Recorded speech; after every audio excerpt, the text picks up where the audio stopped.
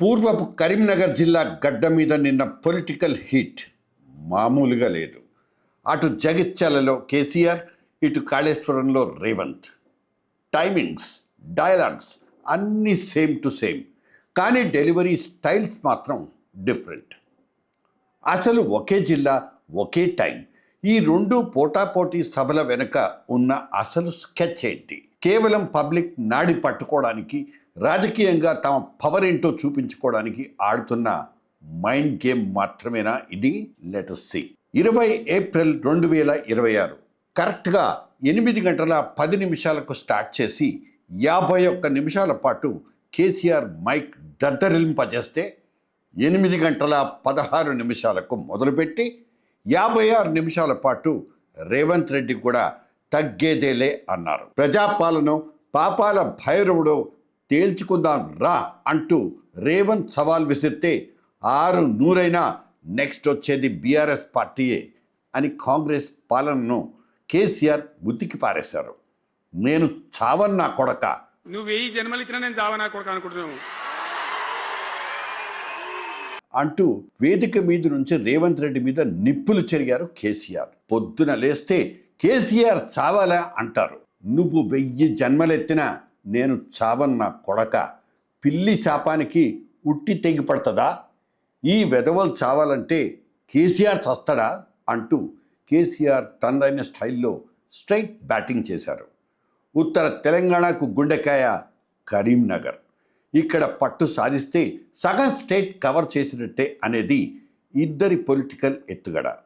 ఈ సభతో బీఆర్ఎస్కున్న పాజిటివ్ అంశాలు ఏంటంటే 2023 ఎలక్షన్స్ డిఫీట్ తర్వాత కేసీఆర్ తన ఫామ్ హౌస్ అజ్ఞాతవాసాన్ని వీడి జనజీవన స్రవంతిలోకి రావటం. ఎప్పట్లాగే ఆయన నూరుపాళ్లలో తెలంగాణ సెంటిమెంట్ను, అంతకు మించిన ఎమోషన్స్ని తన డైలాగ్స్ ద్వారా పండించారు. 10 ఏళ్ల డెవలప్మెంట్ ట్రాక్ రికార్డ్ ఏంటో కళ్లకు కట్టినట్టు చూపించారు. పటిష్టమైన గ్రౌండ్ క్యాడర్ ఉండడం వల్ల ఎలాంటి బహిరంగ సభనైనా సక్సెస్ చేసి చూపించగలమని ప్రూవ్ చేసుకున్నారు. ఇక కాంగ్రెస్కు ఉన్న పాజిటివ్ పాయింట్స్ ఏంటంటే అధికారంలో ఉన్నామన్న కాన్ఫిడెన్స్ గట్టిగానే కనిపిస్తోంది. సభకు ముందు రోజే రైతు భరోసా నిధుల్ని రైతుల ఖాతాల్లోకి బదిలీ చేసేసి 6 గ్యారంటీల బస్కు కావాల్సినంత హైప్ క్రియేట్ చేయగలిగారు. ఇక ముఖ్యమంత్రి రేవంత్ రెడ్డి అగ్రెసివ్ ఫైర్ స్టేజీకి హై వోల్టేజ్ సెన్సేషన్ అందించింది. కేసీఆర్, రేవంత్ ఇద్దరి భాషలో పక్కా తెలంగాణ మాస్ అపీల్ ఉండనే ఉంటుంది. రేవంత్ ఏమో డైరెక్ట్ స్ట్రైట్ పంచులు విసిరితే కేసీఆర్ తన మార్క్ వెటకారం లాజిక్స్తో జనాన్ని హిప్నటైజ్ చేసి పారేశారు. పబ్లిక్ రెస్పాన్స్ కూడా 2 చోట్ల క్రేజీగానే ఉంది. జనం గీలలు, విజిల్స్ వేస్తూ ఫుల్ ఎంటర్టైన్ అయ్యారు. ఇద్దరికిద్దరు టీవీ ఛానల్స్కు టీఆర్పీలు పెంచే ఎలిమెంట్స్ ఉన్న పొలిటీషియన్సే కావడం ప్లస్ పాయింట్. కానీ ఈ పొలిటికల్ మైండ్ గేమ్స్తో డైలాగుల హోర్లోనూ కామన్ మ్యాన్ అసలు సమస్యలు ఏమైనా అడ్రస్ అయ్యాయా అంటే డౌటే. ఒకరినొకరు దాదాపు తిట్టుకున్నంత పనిచేసి రాజకీయాల్ని రక్తి కట్టించడం తప్ప పెద్దగా జనాలకు ఒరిగిందేమీ కనిపించడం లేదు. స్తబ్దుగా నడుస్తున్న రాష్ట్ర రాజకీయాల్ని డైనమిక్గా మార్చేందుకే ఈ సభలు పనికొచ్చాయి అనడంలో మరో మాటే లేదు.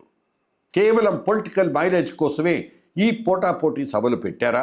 పబ్లిక్ని మళ్ళీ ఎమోషనల్గా మభ్యపెట్టి ఓట్లు దండుకోవాలని చూస్తున్నారా అని కామన్ మ్యాన్ ప్రశ్నించడంలో వింతేముంటుంది? ఉడత ఊపుళ్ళు, తాటాకు చప్పుళ్ళు వద్దు. బొందల బందూకుల జనం తేల్చుకుంటారు. Action please. మీ సతీష్ బాబు.